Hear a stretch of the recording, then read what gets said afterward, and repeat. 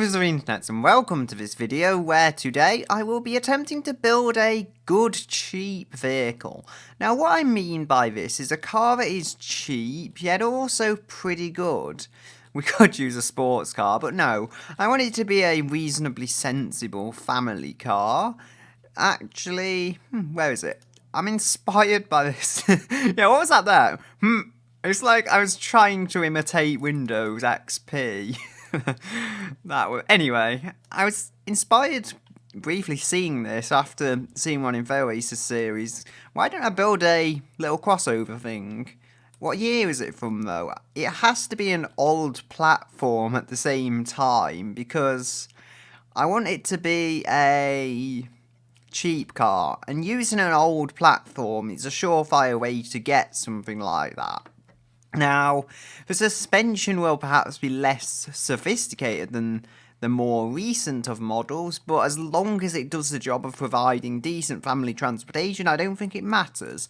Now, I think we'll have a 2-door, or 3-door technically, because a 3-door will be cheaper than a 5-door to manufacture, or maybe we'll have options of both when we actually release a car. I don't know.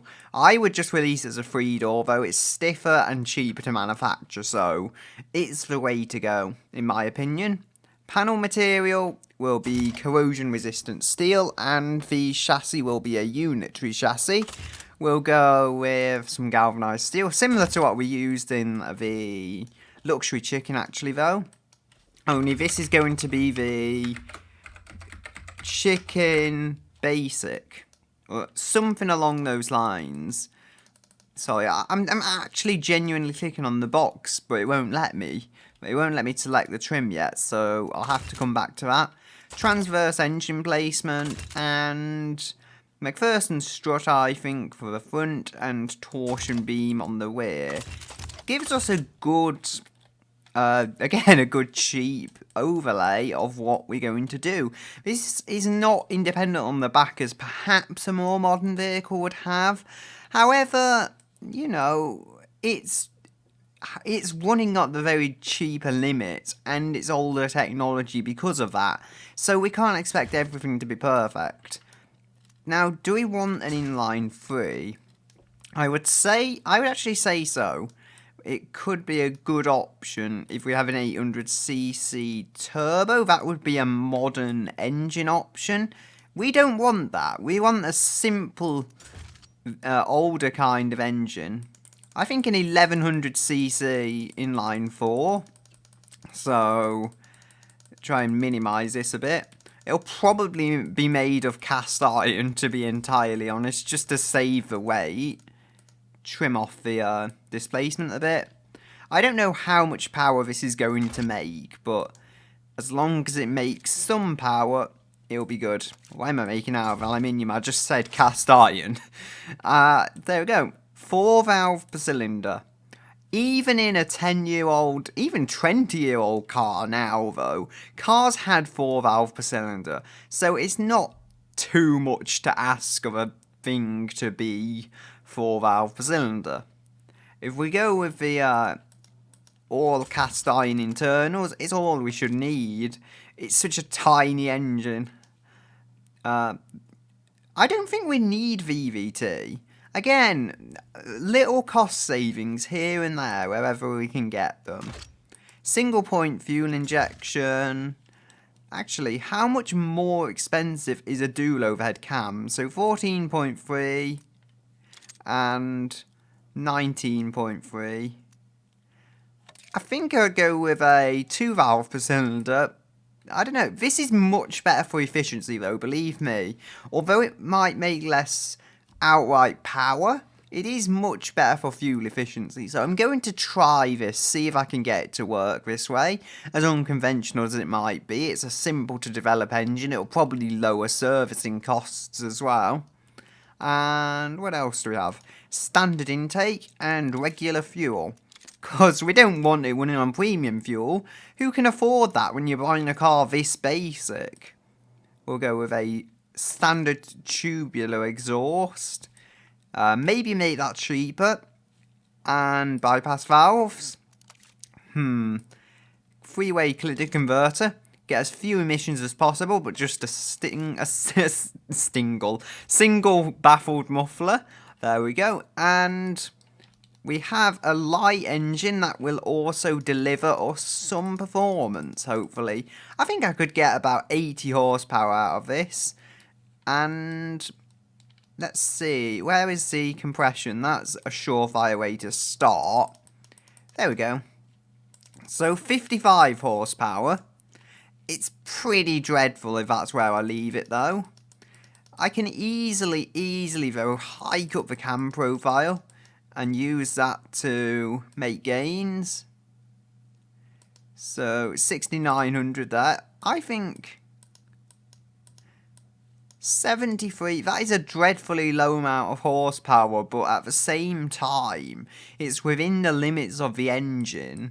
It's easily within the limits of the engine, and just look at how flat the curve is up high.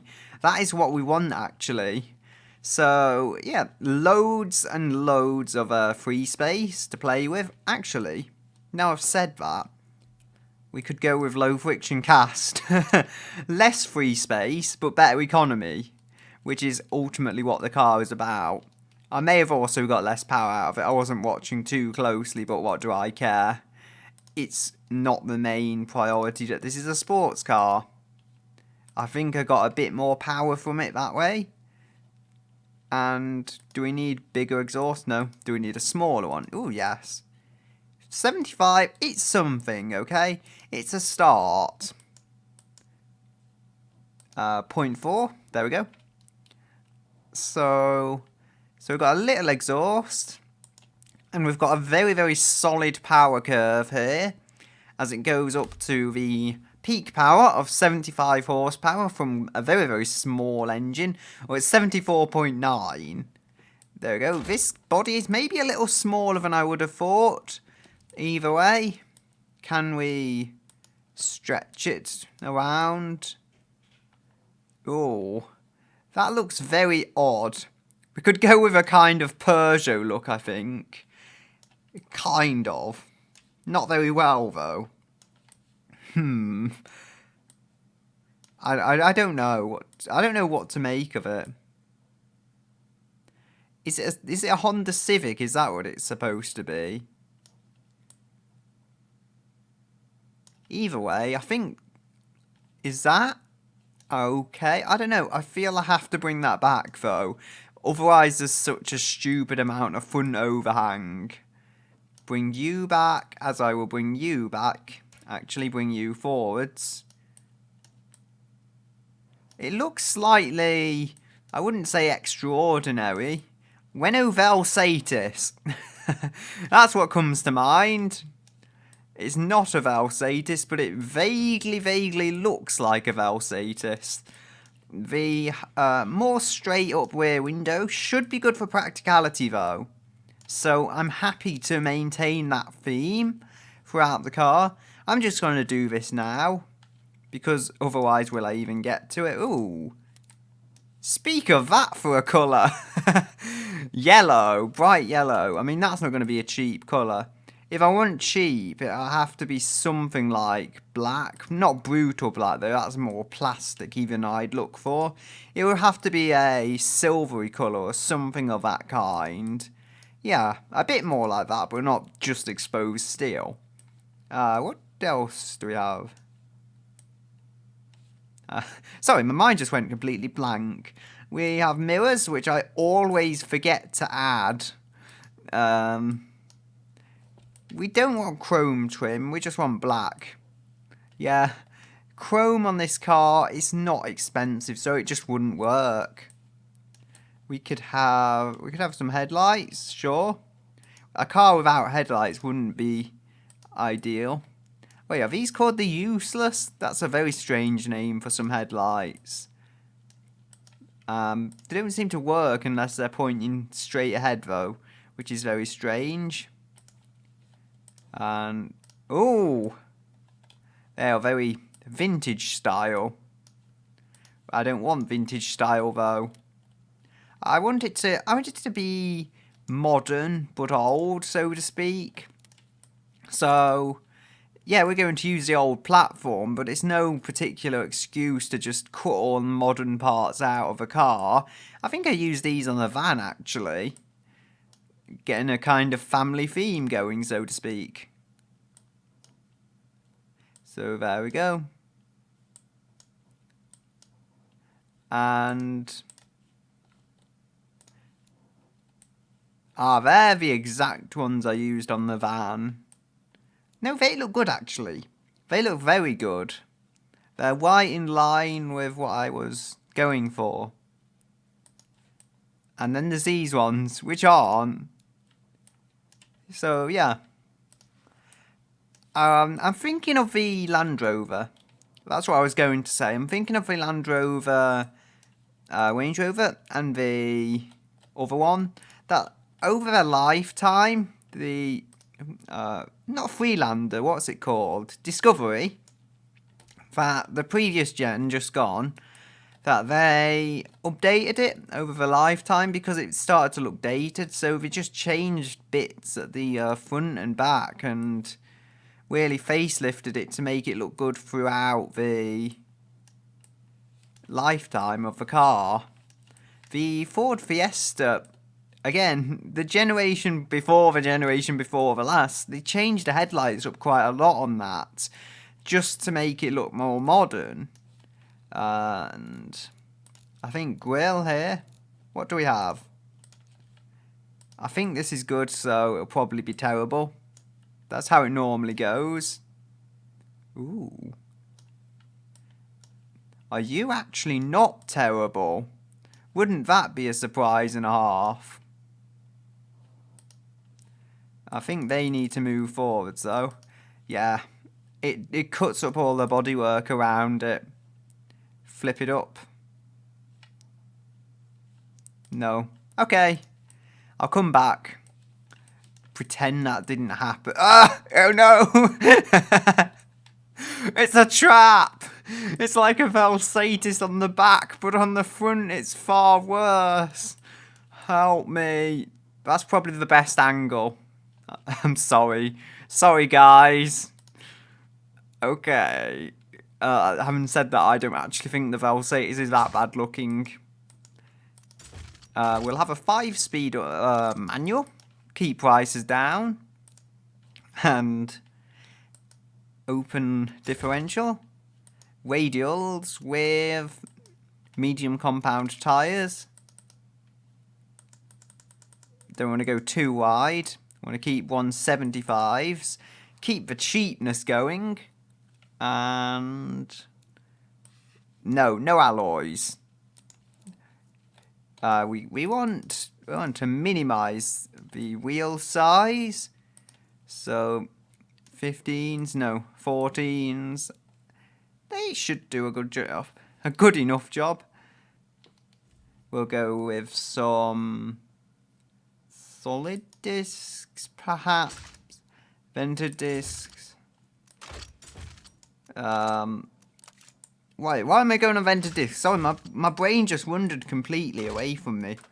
We're going with solid discs and drums. Pretty practical for a cheap car today. And I don't know what class this is going to fit in, honestly. I'll just try and do my best to get it working. Where do we go? Basic? Yeah, let's go basic. Hydraulic. Variable. No. I mean, regardless of what the markets say, the most important thing of all is that this car is cheap. So, if it can't deliver on the markets, then I guess so be it. But the car has to be cheap, most crucially. Basic 2000s, it's an old platform, remember. I guess we could deliver basic 10s. Yeah, we'll do that. And standard or progressive? No. Just the most basic suspension system ever. Although I could make this slightly more sophisticated since the upgrades are very, very cheap. Comfort. How is it a pony car? It's quite obviously a super mini. Oh dear.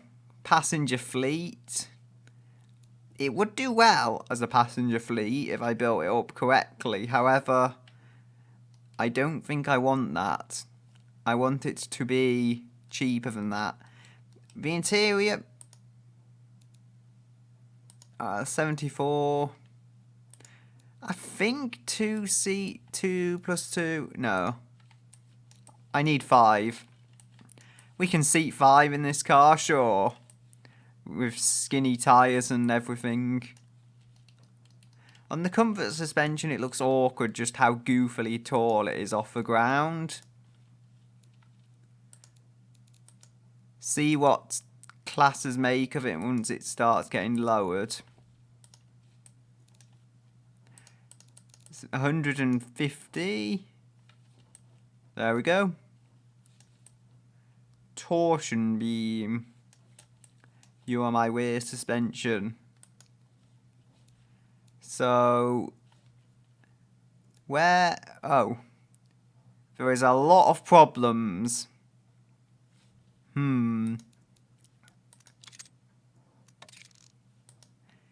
So, the springs, Progressive has a huge advantage here.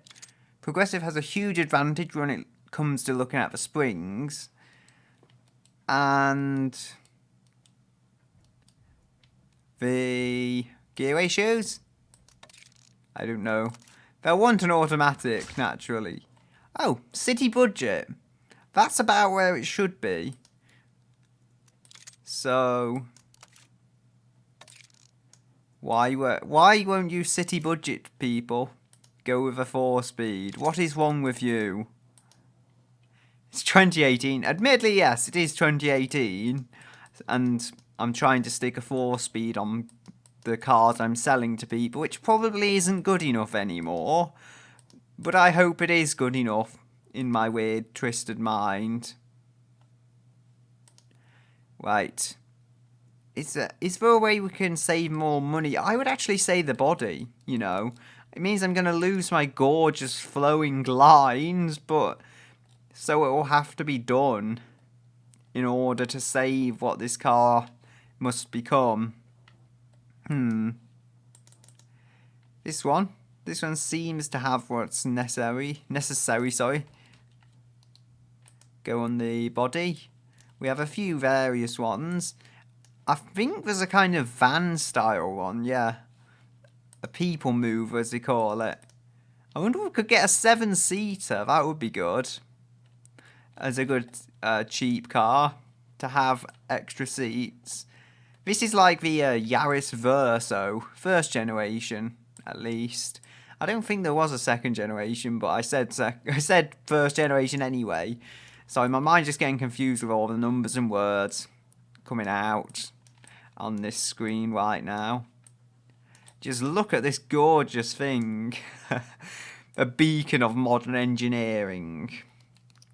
So, yeah. What have we got? City budget. It's stayed about the same for price, though. Is there any way we could save money, I wonder? There's the engine.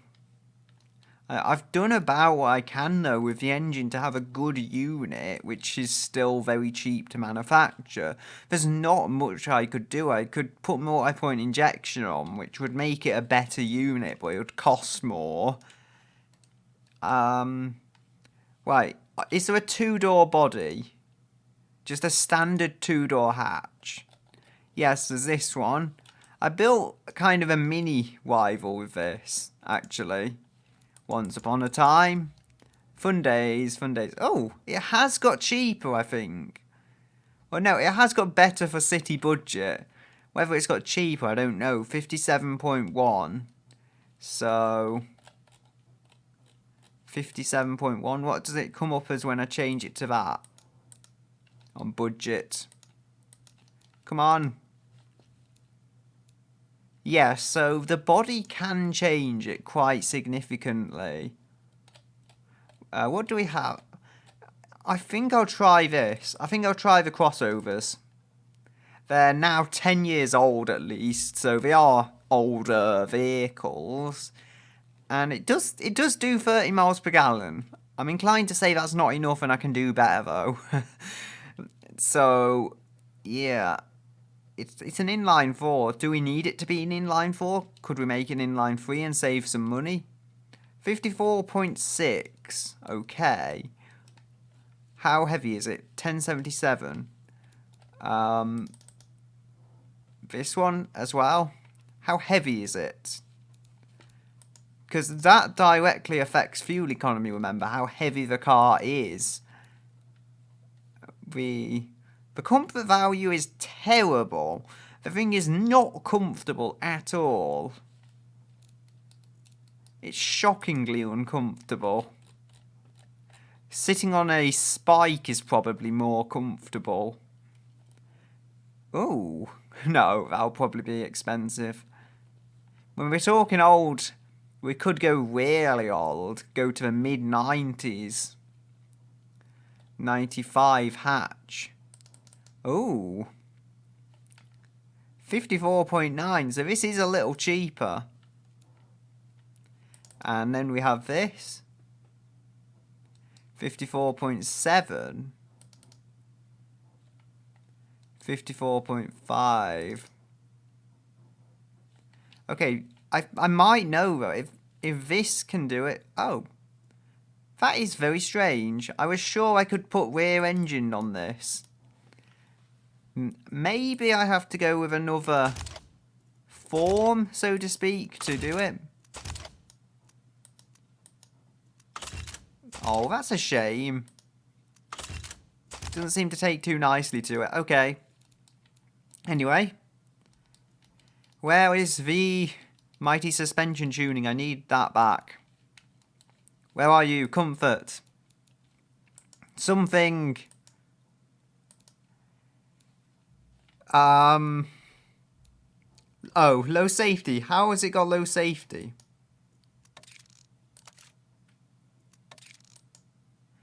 That's very odd. Okay, suddenly you want safety as a class. Suddenly they value that, which is going to cost money. Maybe it's just that the vehicle itself can't hold up in an accident because there's no metal, so they actually need like ABS or something. That is quite the sticky outy engine, to say the least of it.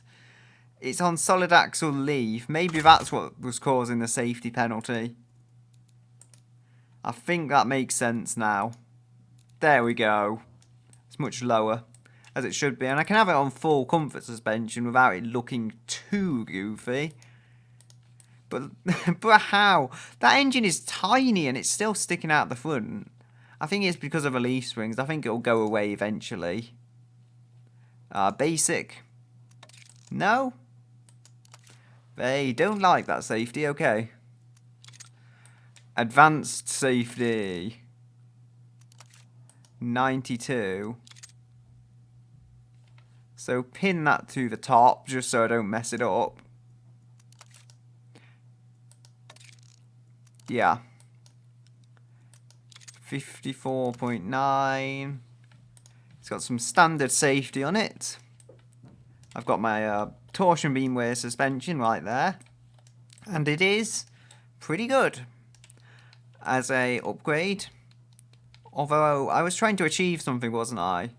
I was trying to achieve the rear engine-ness of it. Although this is slightly lighter, and as I said, it could sit slightly lower without looking totally goofy. So that was always something. I wonder if I go with what's it? Double wishbone? No. It doesn't let me go rear engine. I'm sure it did at one point, though. Believe me. Anyway, what do we have? We have a supercar. Not that we will be going with a supercar because I don't think we can afford it. So, there's that egg. There's my egg. And then there's that MPV thing. I quite like this one. Although, the target is to build a good, cheap car. Will this perform on the good part? I feel it's a little too basic, that's all. How about the 95? How heavy is it? The slightly older bodies are going to be cheaper, I believe. How heavy does this come up? The other one was 999 kilograms, remember, so find somewhere where it will tell me. Yeah, this is about 10 kilograms heavier than so. It's not too bad though, given it looks like a more practical car. And we have the one from the 2000s, wherever it was hiding. This is probably technically the best body. It's a little heavier still, but it's the most modern, and yeah, to get a more modern body, I may even be able to compromise safety and thus get better performance from it that way. So, standard, and I need to bring that up, don't I? Standard, yeah. I can actually make that better. So, 78.9, 84.9. Yeah, they're willing to accept inferior safety on this car. Probably because the car itself is better, so to speak. And we'll have some comfort. There we go. So, you are some narrow tyres, aren't you? You are not quite what I would like, but you'll do. Because I will modify you. Wahaha. So, then we will bring this back, try and build it up. Bring the doors back, make it a bit more sporty. Yes, look at this. Go with that straight up rear window. Or maybe bring it down just a touch. And will that work? If I extend the tail out, the important thing is it's cheap, okay? And that is good. That's why I'm using the smaller bodies. As far as the actual building a city car, I don't care for building a city car. I just want it to be suited to a budget. I want it to be built to a price. Right. I think that's done. I think we need some front suspension, or whatever kind of suspension. Now, we've actually got very basic suspension, which will be horrible, but, you know, we deal with some things. 82.2, 83.9.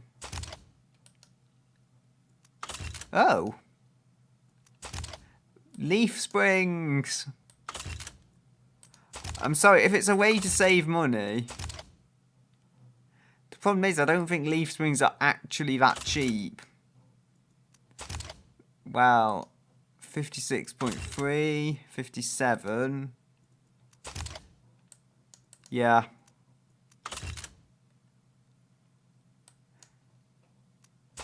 So semi-trailing arm actually works out cheaper than the solid axles. And double wishbone. Double wishbone actually works out the same as leaves, only better. If I would so like to have independent suspension all round. I think I may just go with it this way. Double wishbone and McPherson's struts. Well, actually, no. I know it's not technically independent suspension, but I think semi-trailing arm is close enough to independent suspension for me. I think it's close enough to independent suspension to keep me happy while being cheaper than double wishbone. So, there we go. Keep the bean counters happy in my company. There's aluminium available now for the panels. So, how much weight will that save? That'll save a lot of weight, but it'll really hurt the budget. 56.7. Oh, They must be incredibly poor if they are willing to accept standard steel over treated steel. Okay. 64.1. I'm happy with that. Although it's not going to be light, no. How about the chassis itself? Again, they don't really care about corrosion. Weird as it sounds, but I do. And I'm going to give them some corrosion protection, the same as the suspension. Just making the better car is what's important to me. Because I can't just build something that's cheap here. It has to also be very, very good at being cheap. And if a car fails at that, then it fails at life. Oh dear. So, 64.1. Double wishbone on the front? No. So, they don't like that. I don't blame them, honestly. So, the engine. We need more efficiency. Needs to be a more efficient car. We can go 4 valves per cylinder. 64.4. That increases power, and I would imagine it increases efficiency, so I can't really complain about that. Let's see if we can do the same with the fuel injection. Multi-point. 98.1. Oh, yes, that's a big market increase. And it increases the budget as well. The 65.4 there, instead of 64.4. Why has it gone up, you might wonder? Well, it's gone up because the car is better. At least that's how I perceive it. Although, in the eyes of the market, it's better, should I say. Although it does have its own problems.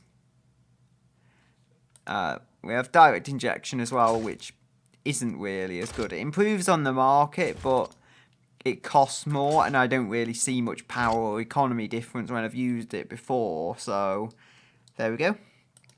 80 horsepower, all in all, from a 1.1 litre engine. This is looking pretty strong.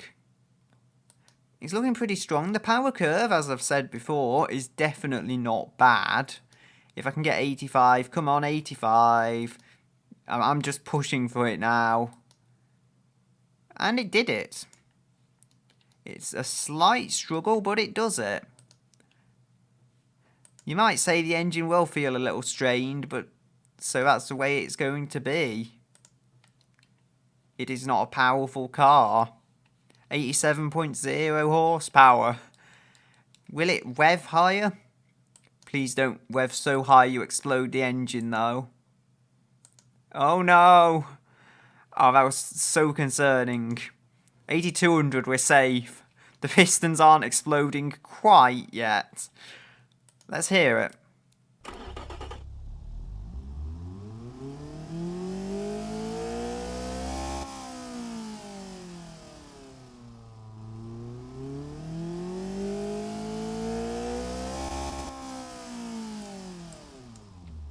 Okay, so the catalytic converter and mufflers are what we're on to next. So 65.7. Yeah, that's probably where they want to be. They don't like the muffler upgrade, but they don't like the muffler downgrade either. However, my pocketbook does like the muffler downgrade. We could go straight through. You know, I don't think it's going to be a very noisy engine.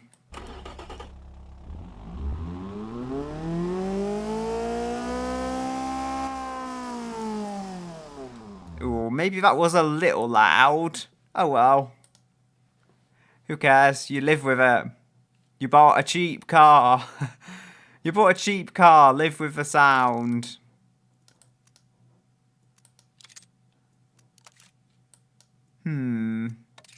Oh, I don't know. It jumped the market up a bit more there. No, I must save money. Just look at that exhaust. There's so little to it. The only reason I've got a catalytic converter is to make it more efficient on fuel. And high flow freeway does nothing other than add power, which I just don't need it to do. How about compression and adjustment? So 88, 89. Yeah, 90. This is going to explode, isn't it?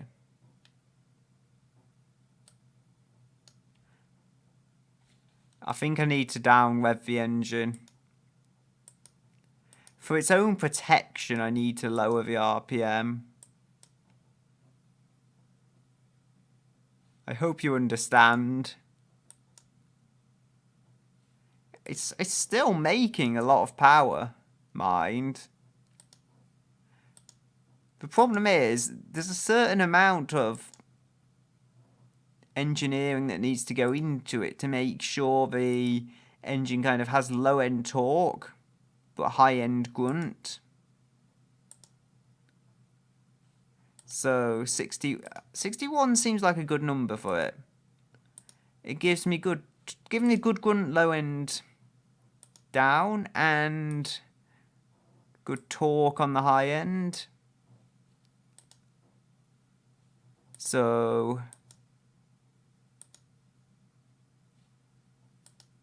59, 61. No, you're not quite working.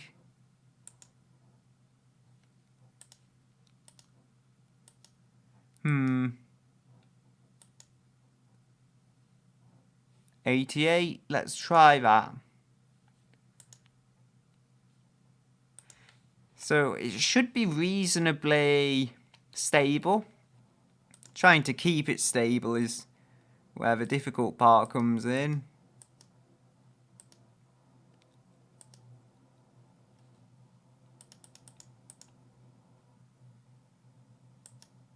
And 4.2. Oh dear. The pistons do want to tear the engine to pieces. Oh, I forgot the VVT. That kind of makes it a lot better as well.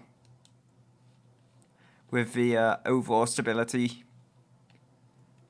The engine does need to rev higher though. Time to make it smaller. So, will we be making 100 horsepower? No. Will we be going quick? Probably. Because it's a cheap car and it's easy to replace bits when they do go wrong. Yeah, hence I say when. That's how weak the pistons are though. Look, it can rev to 9200 with just small modifications to the engine because that's all it can take. So much before it just gives in. Yeah, it can just about rev to 9200 without damage. So... oh, do we want a long tubular? 117. They like it and it costs nothing, so I should probably go with it.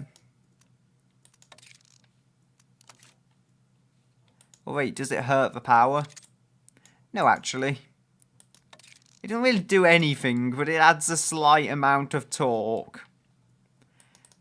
Come on, 900cc. At least it will fit in the under 1000cc engine range now, so maybe it'll make servicing cheaper in certain parts of the world. Come on. I know I can get 80 horses.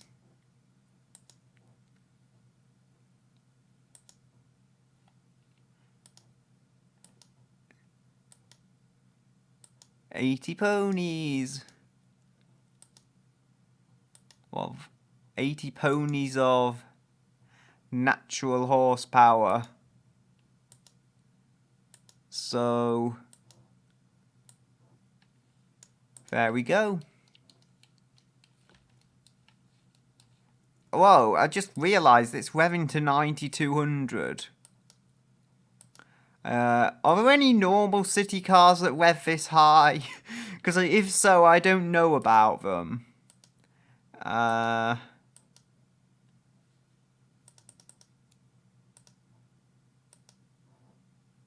Yeah.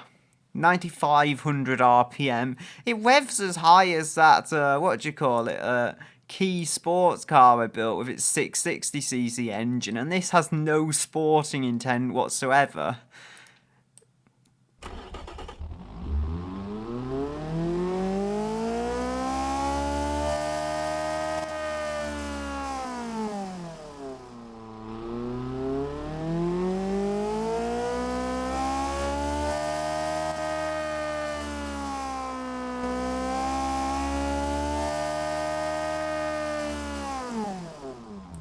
Sounds very good at the end of its rev range. Anyway, how is it when we change it to aluminium? Do they like that? Oddly, they do. Sometimes they don't, sometimes they do. How does it affect the cost? Not very much, actually. Probably because it's such a small engine. The head is affected more, and they don't really care about the head, so in terms of cost, I'm going to build a very odd engine here. Yeah, it's got a cast iron head, an aluminium exhaust, I think, and an aluminium block, because basically that's what they desired, so that's what I've put together. And 80 ponies of power will be outputted. You know, I may have built a good engine here for once. All critics aside, the engine is good. End of. So we could have a different transmission. Fits very well in city budget overall. And though the engine did help, I would say. Does a dual clutch help? Oddly, it doesn't hurt it that much, but they want the automatic. 116.1. I can get the 4-speed working now. Interesting. Maybe it's just a case of it's got more power and a better engine. Still, moving it back, we'll see this tiny engine is able to fill up those gear ratios quite well. The acceleration is fairly decent for this size of vehicle. It's able to get to 60 in under 12 seconds. I mean, I'm not displeased. And it seems to keep building on the markets. Yeah, I'm earlying up the gears, so to speak, but then that's all it needs to do. It's not going to need to go above 70 with any urgency. So why bother making the gears to do such? It's a city car, most primarily. It'll go above 70, but that's not its main purpose. I think if I elongate the gears until they go off 117, that will make me happy enough. So 117... should give a good enough acceleration as well. I mean, I'm saying good enough and all this stuff, but that's genuinely where it's all about. 50 miles per gallon as well. It's no hot hatchback, but at the same time, this car knows what it's doing. It knows it's a family vehicle, and it knows it's a small family vehicle at that. That's affordable. So, yeah. Should I go over gear differential? No, it's not what the car is about. Although I could see the market like it. 117.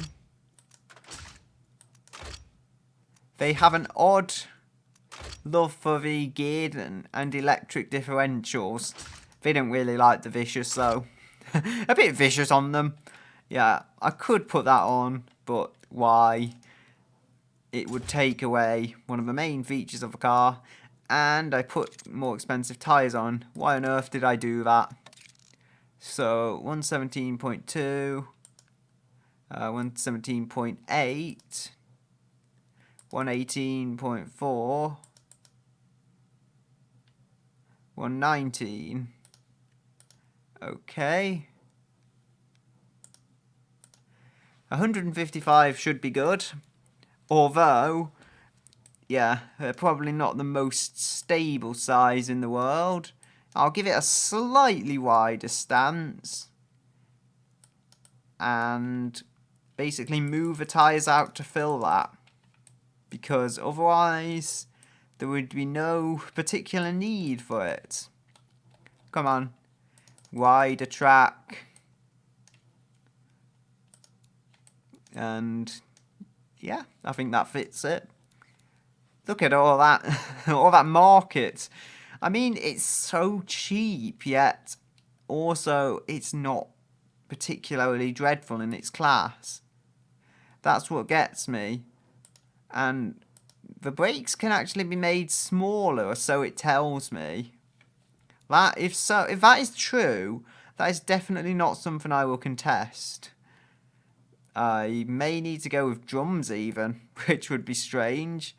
The rear brake force is low, and the front brake force is not complaining about that yet. Okay. Maybe it's because I went with 2 pistons.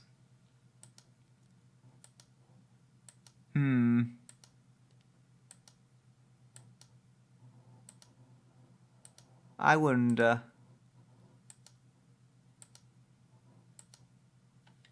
Ooh, 127. 120.7 rather. Yeah, 210mm. They're not too excessively big. I was worried at first they might end up massive. And on the rear drums, how big does it reckon they need to be to keep up? Yeah, so again, they're not excessively large brakes. It is just over a ton, mind, so that's not surprising. 165 and 210. And they should be very cheap to change out as well, knowing what they are.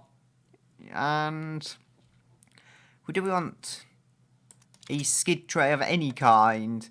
They don't really mind the semi-clad. They actually like the fully clad, but I think it's going to be too expensive. No, you know, knowing this car, it has an economy bias, and the fully clad does gain a lot of economy. Even with the cost, I think that's going to be worth it. See if I can actually use the gearing now to my advantage. 120.8.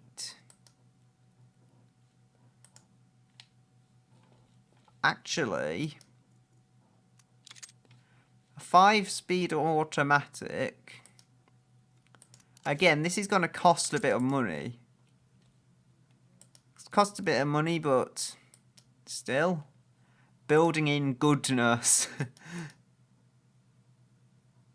51.9. How is this going to work? I think if I have tighter gears, it will be quicker. The turn of pace will be better, despite not having any more power. At least if I use them in the same way. I was thinking at first I could have a longer gear somewhere out here, but that's not going to work because I just tried it and quite frankly it weren't improving economy in the slightest. It'll do 114, apparently. And if we shorten the gears, it's doing even better economy but hurting the markets.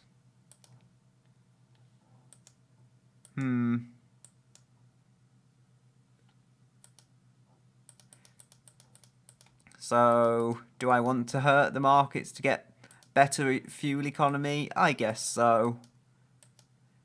It's all in the name of good fuel economy. Come on, guys. Cheer up a little. 52.2 miles per gallon. And 1050 kilos. Will they be happy if I remove a seat? Yes, they will. Okay. That saves us a bit of money. And they like it for a change. What suspension? 124.8, 128.9, 130.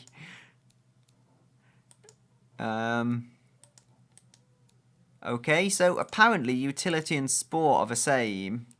Look at this. Sport, utility. The market value is the exact same, but look at how different they are in terms of suspension setup. Well, I would say go with comfort, but I guess if they want sport suspension, who am I to stop them? Who am I to stand in the way of their dreams if they want the car to sit lower? City Eco it does very well in as well, actually. But City Budget is where it excels. People still mostly can't afford them, but it's at least vaguely affordable to these kinds of people. 14 inches on the wheels. I wonder, do they like bigger wheels? Yes, they do. Okay. I probably shouldn't be asking this, but I'm questioning, should I completely disobey the markets and just go with 14s because I know they're technically better for the car? Or should I go and do other things that they say I should do? You know what? I'm going to go my way. I'm going to go and add some softer suspension and my own wheels. Because I think they work. What wheels do we have? Those ones here. They'll work. They're all we need, really. How about these? No, we're not having fancy wheels on this car, by any means. Just see what there is. How about those ones? They work, I think. Just like some basic hubcaps. Plastic hubcaps. We'll go with some comfort suspension. And lower the comfort suspension. So the car is bottoming out. Interesting. I might have to go with normal then. Because that's slightly firmer suspension just to stop it bottoming out at any kind of reasonable ride height. It isn't an SUV after all. I can actually get this really low before it actually starts bottoming out. Look how low I can get it.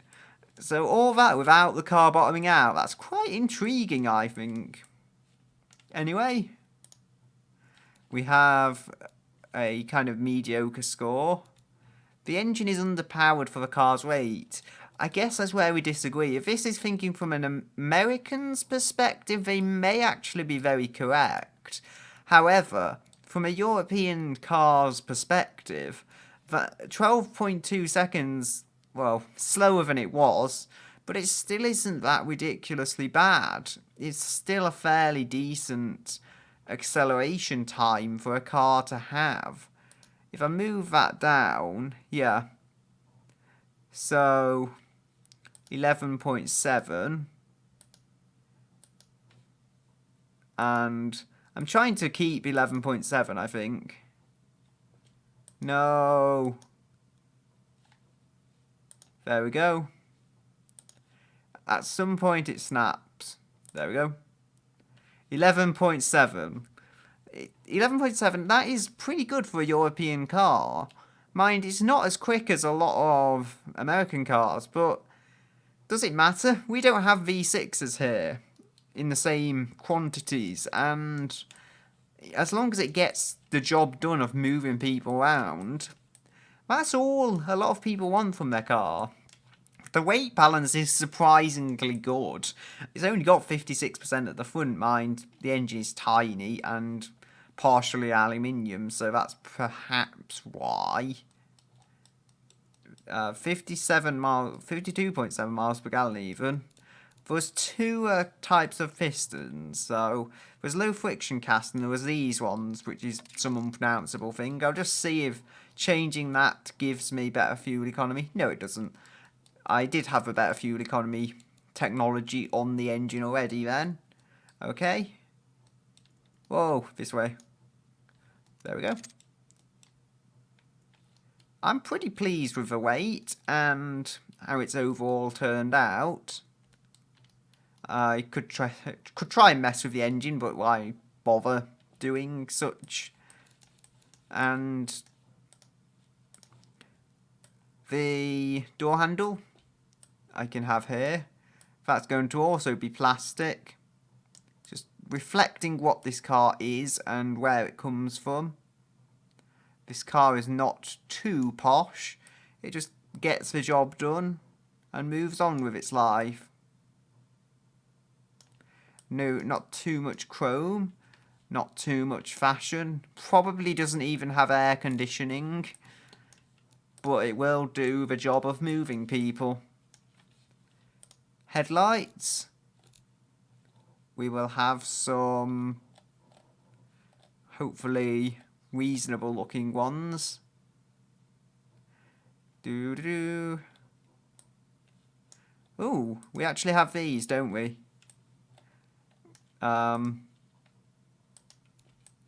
It's kind of something you make your own headlights. It's like a make your own headlights kit, basically. I'll probably end up messing it up, so I don't know. Ooh.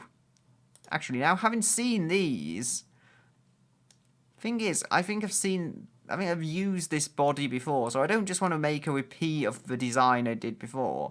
I want something that's a cheaper body and that kind of echoes it. We don't just want to use everything old, though. We can use some new trim and stuff, but we want to keep it with that basic look. We don't want to go overly glamming it out.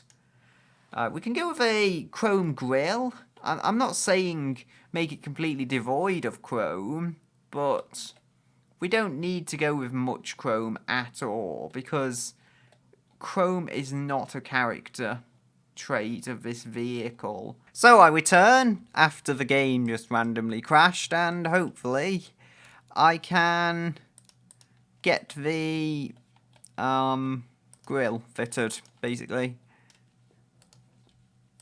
Ooh, actually, does this work? No. It starts tearing up the front of the car. Ah, I know what I was doing. I was grabbing this one to put on the car, but then everything went wrong. And now we can actually grab it and put it on the car. Isn't that a positive change? Flip it upside down so it kind of vaguely fits without trouble and turmoil. There we go. We can bring these forward so that they fit in line with that grille better.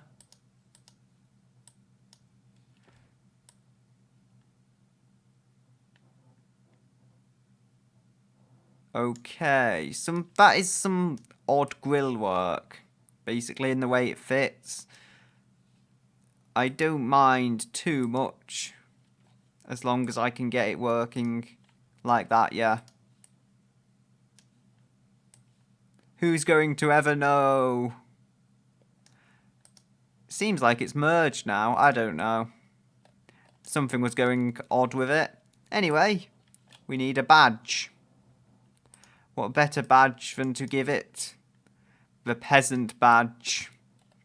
Yes, you don't get any fancy black trim around the badge because it's just a standard automation badge for the poor peoples.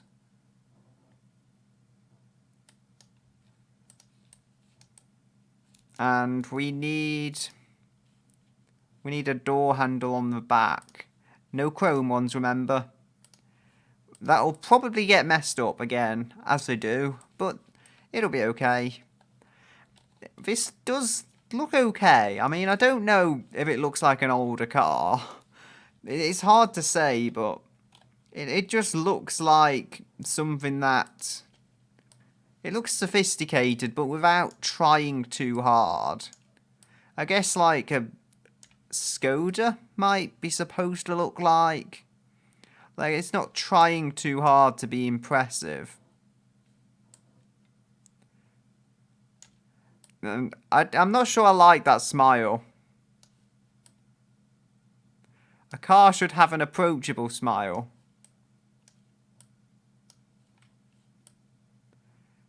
Okay, there we go. Just look at that. It looks like a little gremlin of a car, which is probably what it is. But hey, I've minimised the chrome on it, so that's something. Tail lights and... Ooh. These I think are old Mustang lights. Either way, I've actually found a use for them. They suit this car in a very strange kind of way. So, yeah.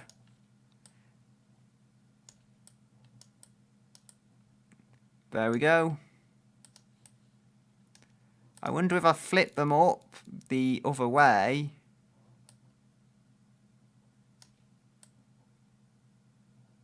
There we go. I think that looks okay. Again, poor person's badge. That gets the centre of attention. No chrome lines here, though. Chicken bargain bucket.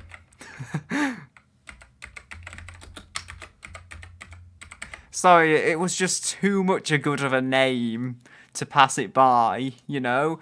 I had the chicken luxury. I should have called that the chicken hotel room delivery. That would have made it an even funnier name. And I don't know. Do they fit? There we go. Should I perhaps move that in? Just try and get everything just right on this, I think, position-wise. Ultimately, everything is just slapped on here, but I can still try. Can go with a single exhaust tip. There we go. And fuel cap. We can have this one. You don't even get a body-coloured fuel cap. It's that cheap. And what else do we have? Ah, we can have an antenna. Mirrors! You have not escaped me this time, mirrors. I'll say that. They probably will find a way of escaping me. But, anyway.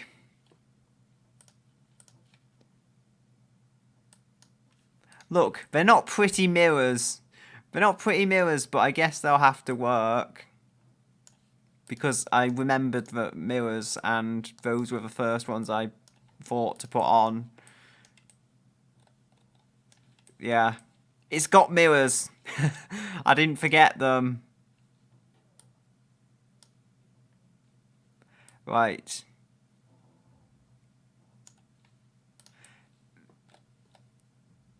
There we go. You can get smaller. Oh, actually. Sure, let's just stick the mirrors on here. We're actually too cheap to even test them on there, so we just stuck them on the bonnet. That works for me. I don't know. It's hideous, but I'm not going back now. I've got a car that's more or less finished, and it'll just make the video far too long if I bother with stupid things like that. So there we go. McPherson strut front, semi-trailing arm rear, 3 doors, 4 seats, 50 something miles per gallon, and just over a ton curb weight. Are there any other problems? The rear brake force is low compared to grip, okay. I can easily do stuff like this, small stuff. How about the differential? I didn't change that, did I? Yeah, I want the open differential in this case because it saves money. How about the safety? No, you're not willing to compromise. Wait, why have I put all this stuff on? I've got no power steering, but I've got all of the traction assists. I can kind of see why they would want some of them, but even so, they don't cost that much. But launch control, well, that's decreasing market values and increasing cost, so better to just have electronic stability. That's fixed now. Okay, good, good. Have a bit more cooling airflow as well. And a bit more brake airflow. So 52.6 miles per gallon. Slightly worse now than before though. Where are the brakes? There we go, I found them. So the rear brake force is low compared to grip. Consider increasing brake size or pad type.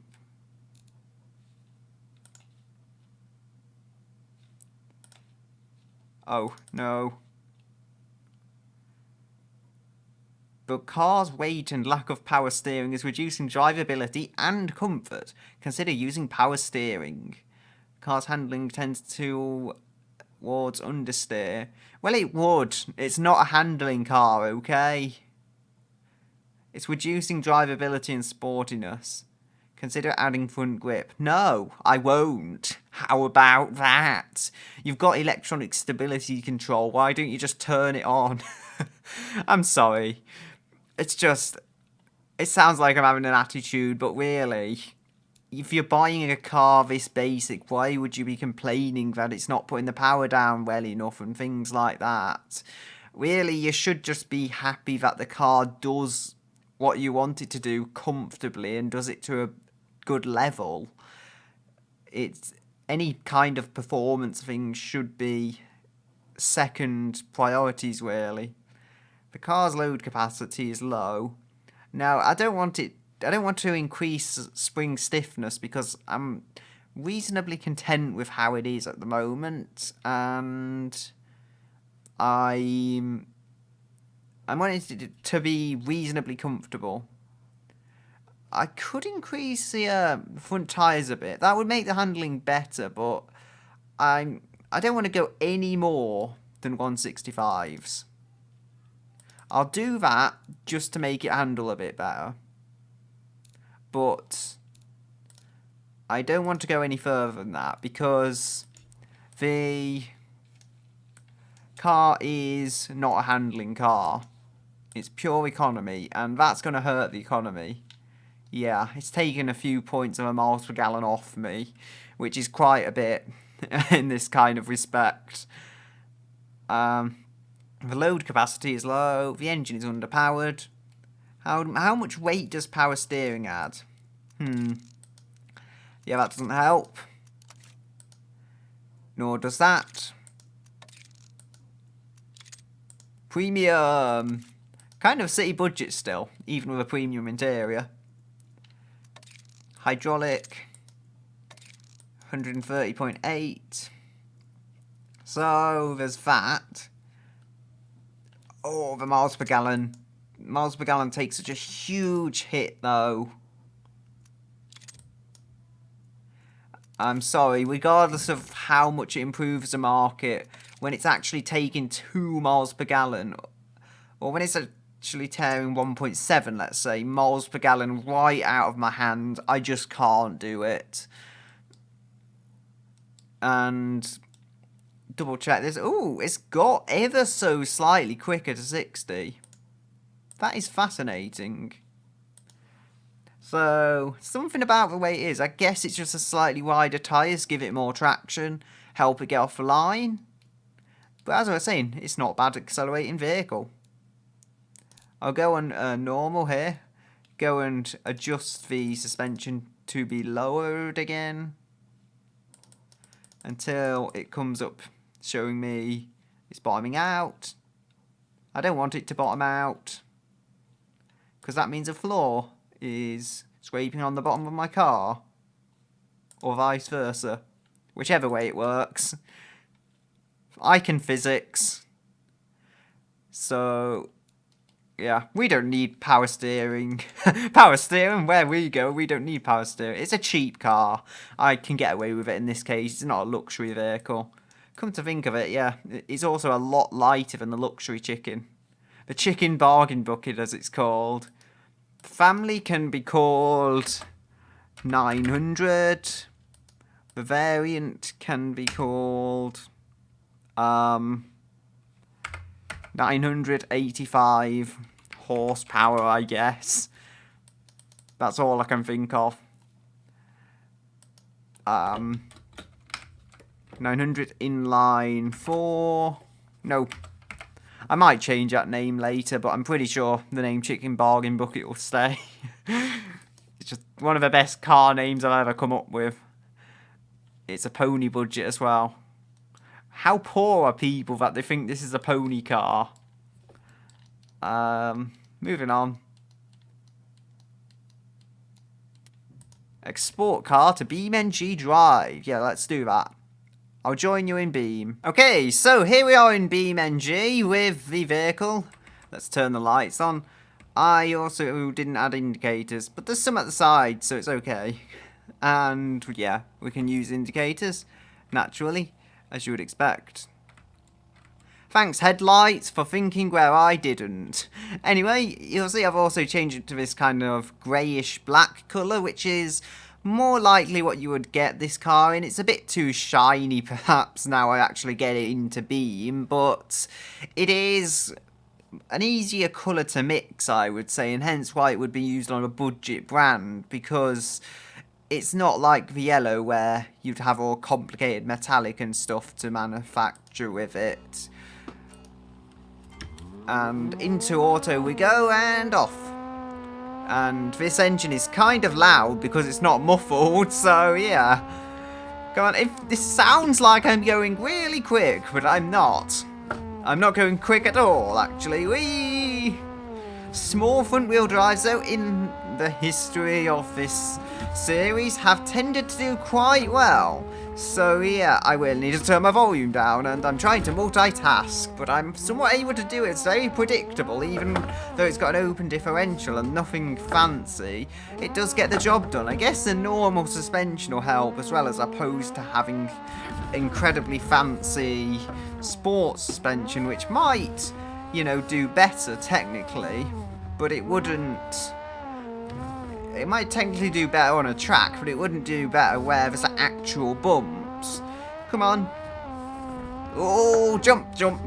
Yeah, I can feel the scenery attacking my car, but the car is just going and it's not giving up. The car does not want to give up. It's just pushing on, and I really like that about it. Oh, come on, come on. Okay. Everyone okay here? Yeah, I think it's okay mechanically. At least the steering alignment might be off, but I think we're able to drive, so I shouldn't have my time ruined by that. Thankfully, it was a reasonably gentle hit in the grand scheme of things. Oh dear. Yeah, that was full lock, though. That is concerning. Come on. On we go. Speed. Yeah, if this can now still set a time, it will be able to do quite well. I just know now I can push it too hard. I guess that's a problem with fun little cars like this. The last chicken we had was incredibly predictable because it had all-wheel drive, and despite having over 400 horsepower, well, where this has 85, it was just so predictable. It had the tyres, it had the driveline you needed to put that power down, and the engine was just so linear. This has a pretty good engine, I won't lie there. In the same respect as the high-end chicken, I guess that's the way the bargain bucket and the luxury have these things in common, that they both have very, very nice engines. I guess they're like the Hondas of this world, but combined with kind of Audi characteristics in there somewhere. And along we go, round here, round Lag Corner, as I should probably call it. Oh, come on. And it really did pull to the left there. I did manage to contradict it somehow, but it wanted to pull to the left. So, why did it set such a slow time? 1:13, you can do better. You can do so much better than that. Why are you restricting yourself? It did have a crash, to be fair. Accelerate out of here, and that was a nice, smooth swivel of the wheel, surprisingly enough for someone like me doing it. Oh, come on. Oh, I got a bit stuck. Got a bit stuck there. Yeah, this car is nice, but I don't think it has the power of something intentionally sporty. I don't think it has the power of something that was designed with that in mind to go quick. So that's why, if any reason, it's going to suffer. It's probably the first front-wheel drive I could say the power is a proper compromise with it, but that's just how it feels. The second lap was good, and here I just try and push it, but I end up far out. I end up getting it slightly stuck enough to slow me down, and that is not a good thing to have happening. Yeah, it's a 1:13. It's not the perfect time, but then it's not a sports car, so what could I expect from it? Okay, so I would have said I don't know why it's only a 1:13 time. However, oh, sorry, I kind of messed up my camera. But anyway, as I was saying, the wheel has gone somewhere. Is it on the car? I don't know, honestly. I just got to the finish line and the car had a wheel missing. So if I've somehow been driving it like that, it could be. Now, I do know that the way the cars export, you can somehow drive them with 3 wheels and only one kind of drivable wheel, even if it's an open differential and it should theoretically be just spinning it. So, that could be the case. I don't know, though. It could have done 2 laps like that. So, where on earth is that other wheel? That's what I want to know. We are currently going on a crest. A crest for the 3rd wheel, let's say. Or the 4th wheel, or the 2nd wheel. Whichever wheel, okay? It's certainly not the 1st wheel. Where's my car? Now the car's there. Right, I did have a crash here, didn't I? Oh.